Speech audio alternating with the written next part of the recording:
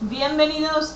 Vamos a hablar, tras la clase de las pinceladas de hoy, de resistencia de materiales y de estructuras metálicas en este caso, ¿vale? Vamos a hacer un pequeño vídeo explicando los 4 conceptos que hemos visto en clase de estructuras metálicas. Una estructura metálica, como dice la palabra, ¿de acuerdo? Es algo que es de metal.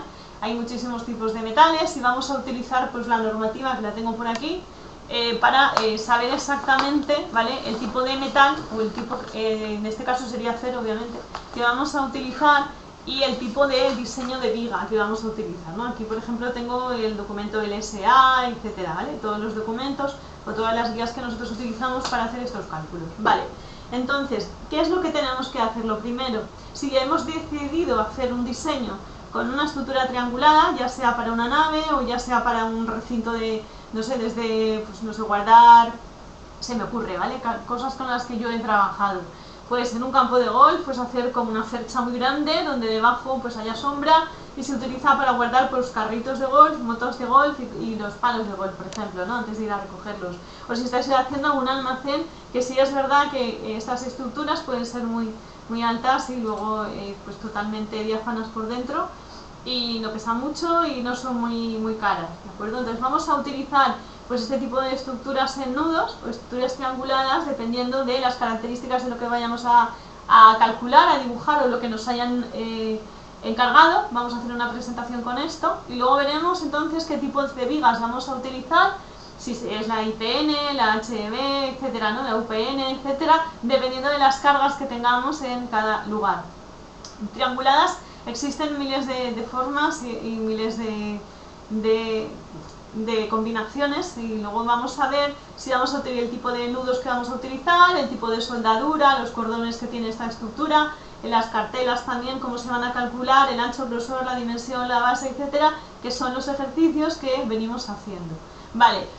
Lo más importante de este tipo de estructuras, de nudos en estructuras articuladas, todos los hemos estudiado en primero de carrera, donde se veía la mecánica de los medios continuos. Teníamos pues el típico Cremona o la típica estructura por Ritter que tú cortabas, siempre dependiendo, o el polígono, el método del polígono funicular, que tú cortabas, calculabas un equilibrio de fuerzas, o trabajos virtuales, se me ocurre, ¿vale?, cuando hacíamos las derivadas de los ángulos, y a partir de ahí ya sacábamos cada barra de esa estructura cómo iba a trabajar.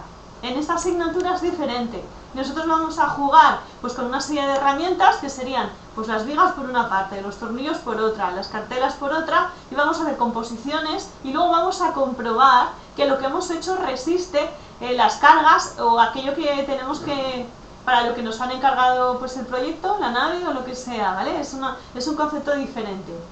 Entonces lo primero que tenemos que saber son las vigas trianguladas, que pueden ser por ejemplo atornilladas, y los tipos de cordones, que pueden ser superiores o inferiores o con barras de relleno, ¿vale? Eso es básico, pero hay que saberlo. Los planos de las cartelas también, si van a un plano, si van a dos planos, ¿vale? Las cartelas son las chapas, lo que llamamos las chapas, que tienen un grosor, una dimensión, y hay que diseñarlas en un proyecto y hay que acruzarlas y hacer los planos de detalle para ponerlas y luego que la estructura quede perfectamente ariostrada para que no plastifique o se nos caiga o entre en colapso, obviamente, ¿vale? Entonces vamos a definir cartelas, que son trozos poligonales de chapa que se utilizan entre las barras trianguladas y lo que hace es a modo de elemento transmisor, ¿de acuerdo? Lo que hace es transmitir fuerzas entre las barras que confluyen en un mismo nudo. Luego hablaremos también de los cordones. Los cordones aquí pueden ser continuos o los cordones pueden ser o estar apoyados en las correas. Pueden ser comprimidos si están cambiando de dirección o bien pueden ser fraccionados.